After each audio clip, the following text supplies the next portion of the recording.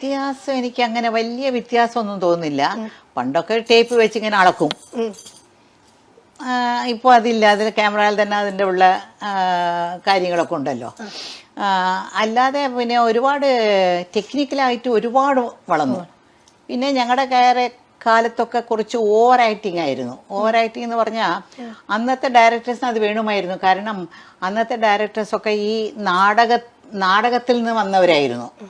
നിങ്ങൾ എന്നെ കമ്മ്യൂണിസ്റ്റാക്കി, പിന്നെ ഇങ്ങനെ ഒരുപാട് ഇതൊക്കെ നാടകമാണ് സിനിമയാക്കിയത്. അപ്പോൾ നാടകം എന്ന് പറഞ്ഞാൽ എങ്ങനെയാണെന്ന് പറയുക, ഈ ഫ്രണ്ടിലുള്ളവർക്കൊക്കെ നമുക്ക് ശരിക്കല്ല കാണാം. ലാസ്റ്റിൽ അപ്പുറത്ത് ഒരു 1/2 കിലോമീറ്റർ അപ്പുറത്തും കൂടെ ആൾക്കാരുണ്ടാവും.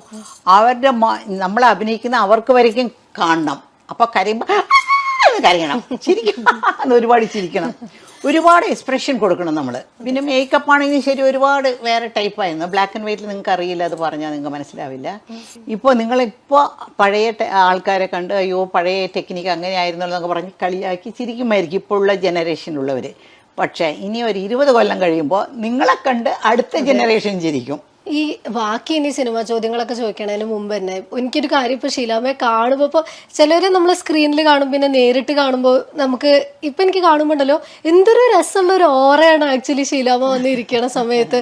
ഭംഗി എന്ന് പറയുമ്പോൾ തന്നെ നമുക്ക് ഓട്ടോമാറ്റിക്കലി അയ്യോ അപ്പം കാണുന്ന പോലെ എന്ന് തന്നെ തോന്നിപ്പോ.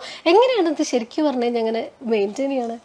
അതൊരു ഒരു സാധാരണ ഒരു കുട്ടി ചോദിക്കണ ഒരു ചോദ്യമായിട്ട് എല്ലാവരും ചോദിക്കുന്ന ചോദ്യമാണ്. എനിക്ക് എന്നെ മറുപടി അറിയില്ല കേട്ടോ. എനിക്കറിയില്ല എന്താണെന്ന്. എല്ലാവരും നമ്മൾ കുറച്ച് എക്സസൈസ് ചെയ്യുക, കുറച്ച് പ്രാണായാമം ചെയ്യും, യോഗ ചെയ്യും.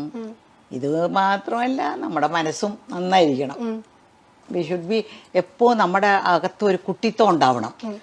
ഞാൻ വലിയ ആളാണ്, ഞാൻ ഇങ്ങനെയാണ്, ഞാൻ ആരോടും സംസാരിക്കില്ല എന്നൊക്കെ പറഞ്ഞുകൊണ്ടിരുന്നാലേ വേഗം നരച്ച് മുതുക്കിയായി വീട്ടിലിരിക്കേണ്ടി വരും.